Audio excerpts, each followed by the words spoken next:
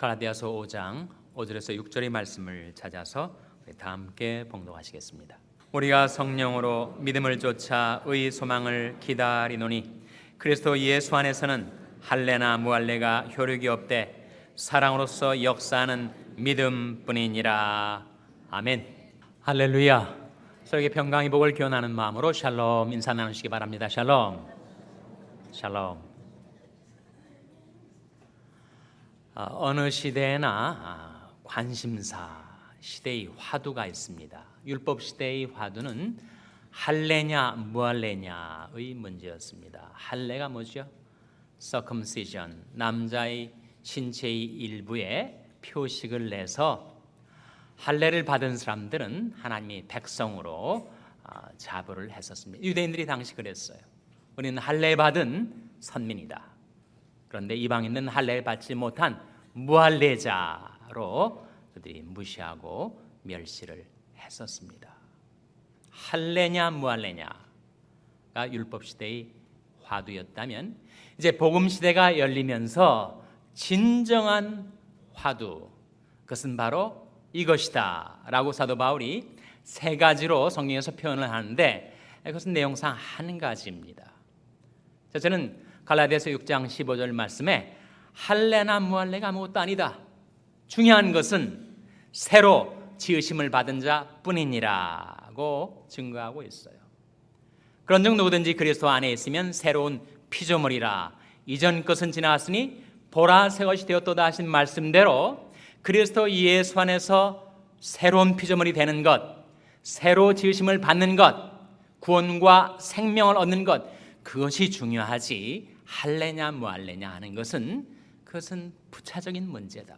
그건 사람의 의식, 세리머니에 대한 문제지 결정적으로 중요한 것은 새로 지으심을 받았는가 그렇지 않은가에 있다라고 밝히고 있어요. 두 번째는 고린도전서 7장 19절에 나온 말씀인데 할례 받는 것도 아무것도 아니요 할례 받지 않는 것도 아무것도 아니로되 오직 하나님의 계명을 지킬 따름이니라. 율법 시대는 할례나 무할례가 가장 중요한 문제였지만 그렇지 않다. 할례 받는 것도 아무것도 아니고 할례 받지 않는 것도 아무것도 아니고 정말 중요한 것은 무엇인가? 오직 하나님의 계명을 지킬 따름이니라. 세 번째는 오늘 본 말씀 갈라디아서 5장 6절에 그리스도 예수 안에서는 할례나 무할례가 효력이 없되 사랑으로서 역사하는 믿음뿐이니라. 바울이 증거하면서 할례 무할례가 중요한 것이 아니라 사랑으로서 역사는 믿음 갖고 사느냐 그렇지 않으냐 하는 것이 정말 중요한 문제다. 그 세 가지는 내용상 하나 아니겠습니까? 결정적으로 중요한 것은 우리가 그리스도 예수 안에서 새로 지으심을 받은 자 되어 하나님의 계명을 지켜 살며 사랑으로서 역사하는 믿음 갖고 살아가는 것, 그거보다 더 중요한 일은 없다라고 하는 거죠. 바울이 말하고 있는 이 사랑으로서 역사하는 믿음이 무슨 뜻인가를 함께 생각해 보시기를 바랍니다. 먼저 믿음이 무엇인가, 믿음과 사랑의 관계를 바울이 지금 밝히고 있는데 믿음은 무엇인가? 믿음이 신념인가? 의지력인가? 정신력의 산물인가? 정신력의 집중인가? 아니라는 거예요. 제가 대학 시절에 캠퍼스 미니스트리에 관련해서 봉사를 했었습니다. 캠퍼스 곳곳을 다니면서 전도하고 예수 믿은 자들을 양육하고 성경 공부 인도하고 수련회 데리고 다니고 대학 4학년 때니까 신입생들이 얼마나 까마득한 선배의 말을 잘 들었겠어요. 순수한 신입생들의 마음속에 복음의 씨가 뿌려지고 그들이 신앙생활을 시작을 했었습니다. 근데 3월에 입학을 해서 봄학기가 지나고 이제 여름방학 때 집에 갔다 오면 신앙이 흔들흔들 거리는 거예요. 그래서 제가 사정을 좀 알아봤어요.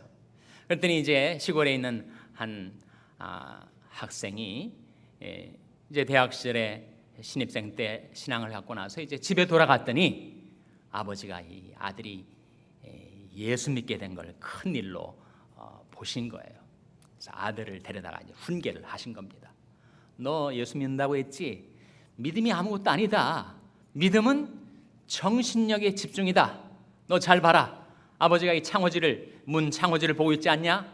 아버지가 정신을 집중해서 쳐다보면 이 창호지가 뚫리게 된다. 그렇게 아들한테 얘기를 하시면서 믿음 다 소용없고 중요한 것은 정신력을 집중할 수 있는 힘이다. 그런 얘기를 듣고 돌아오면 가을철, 가을 학기가 시작되면 신앙이 있던 신입생들이 믿음에 왔다 갔다 하는 거예요. 과연 믿음이 정신력이 집중일까? 물론 정신일도 하사불성이란 말이 있듯이 정신을 집중해서 한번 기울이면 어떤 일인들 못 이룰 수가 있겠는가? 그렇지만 믿음은 정신력에 집중은 아닙니다. 그러면 신념인가? 믿음하고 신념은 다르죠. 물론 신념에는 힘이 있습니다. 도산 안창호 선생이 신념은 기적을 낳고 훈련은 천재를 만든다, 그런 말씀을 하셨다고 해요. 정말 신념은 기적을 낳을 수 있죠. 그리고 훈련은 천재를 만들 수가 있습니다. 그러나 믿음이 신념인가? 아니라는 거예요. 믿음은 내 안에서 만들어 나오는 것이 아닙니다. 자가 생산되는 것이 아닙니다. 믿음 밖에서 내 안에 들어오는 것이죠. 위에서 내게로 내려지는 것입니다. 그래서 로마서 10장 17절 말씀에 그러므로 믿음은 들음에서 나며 들음은 그리스도의 말씀으로 말미암았느니라. 믿음은 무엇인가? 믿음은 하나님의 말씀을 잘 들을 때, 듣는다는 것은 깨닫는다는 의미인데, 하나님의 말씀을 잘 깨달을 때 내 마음 안에서 말씀이 믿음으로 화게 되는 것이란 말이죠. 하나님의 말씀이 내 마음속에 다가올 때, 내 마음속에 깨달아질 때 내 안에서 그 말씀이 생산해내는 것이 믿음이지, 내 신념도 의지력도 정신력의 산물도 아니라는 것입니다.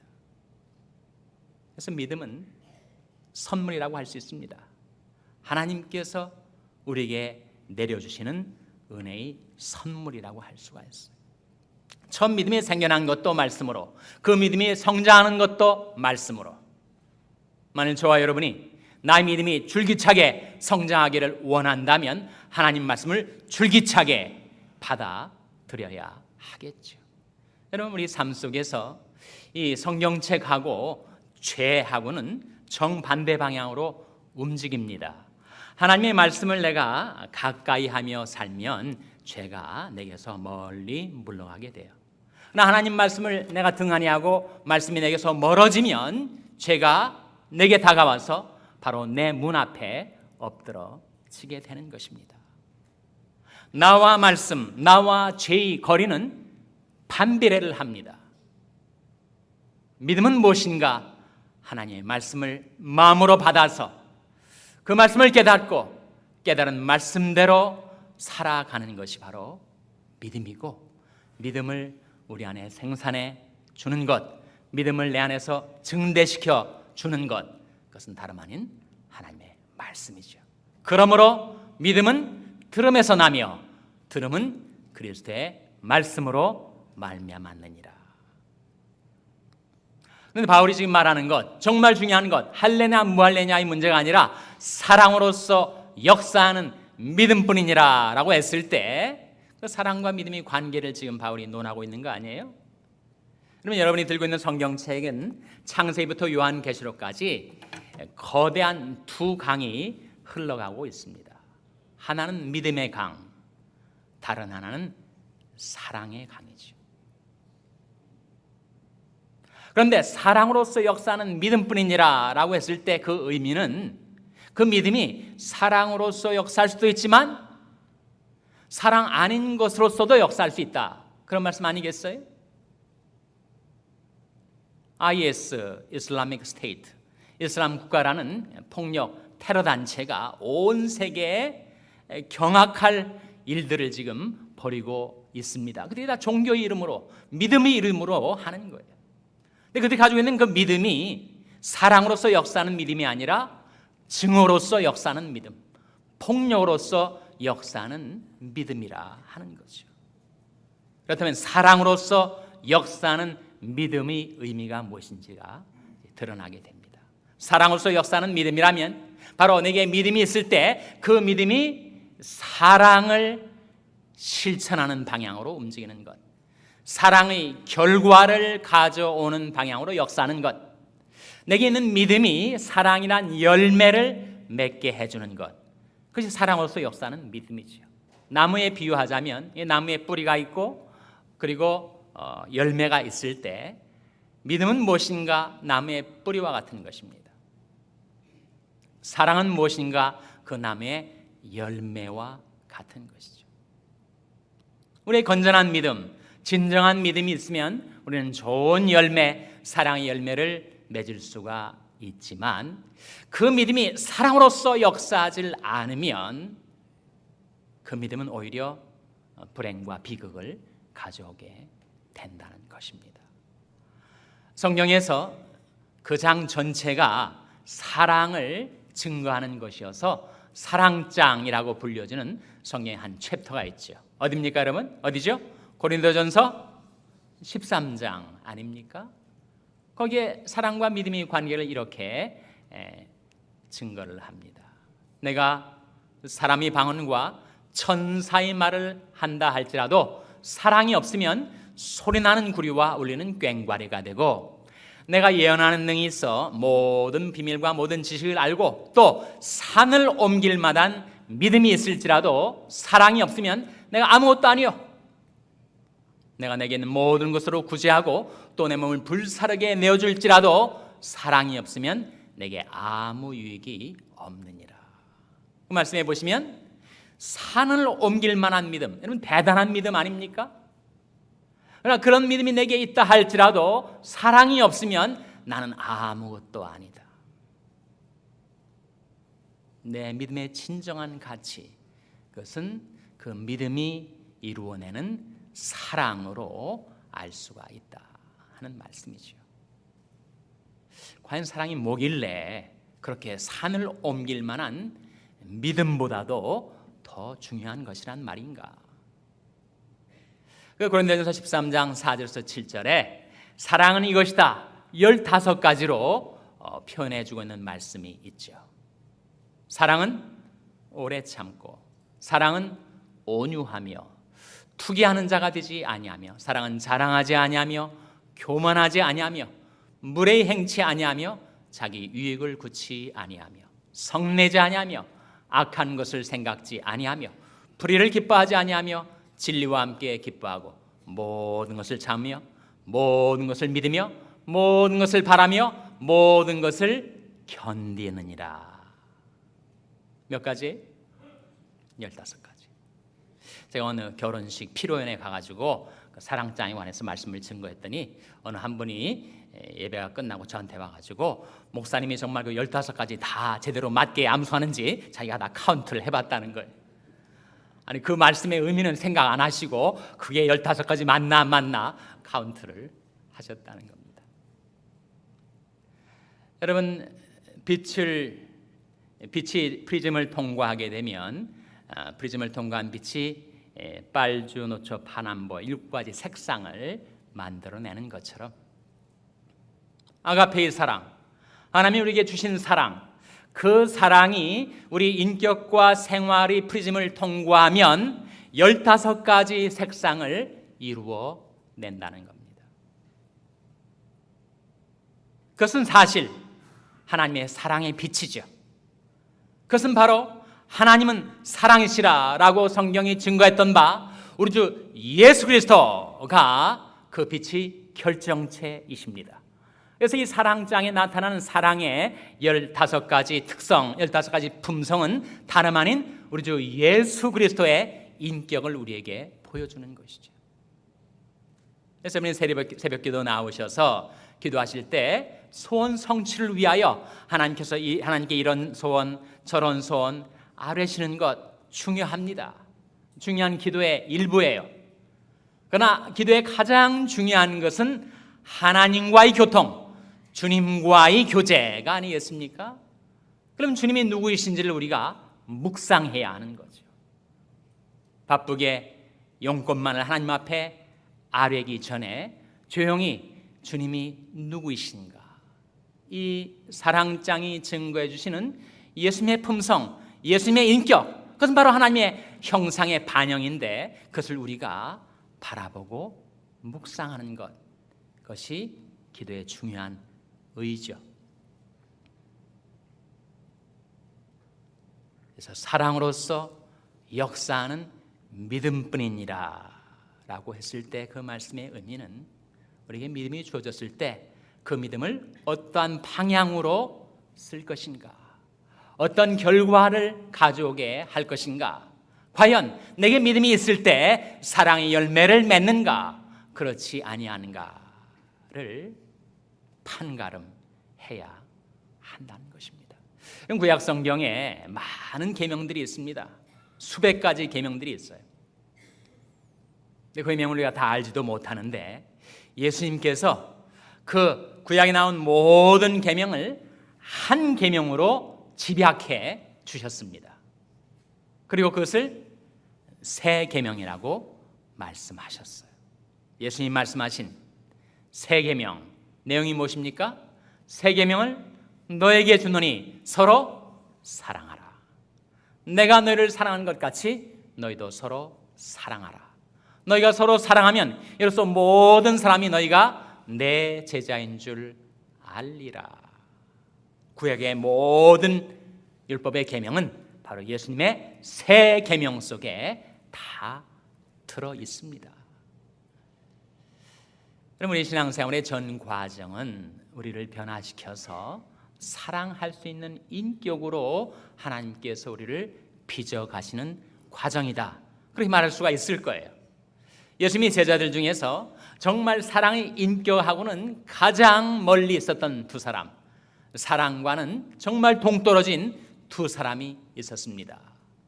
그런데 그들이 주님께 생포를 당해가지고 주님의 사랑의 줄로 주님께 매인 바가 되었어요.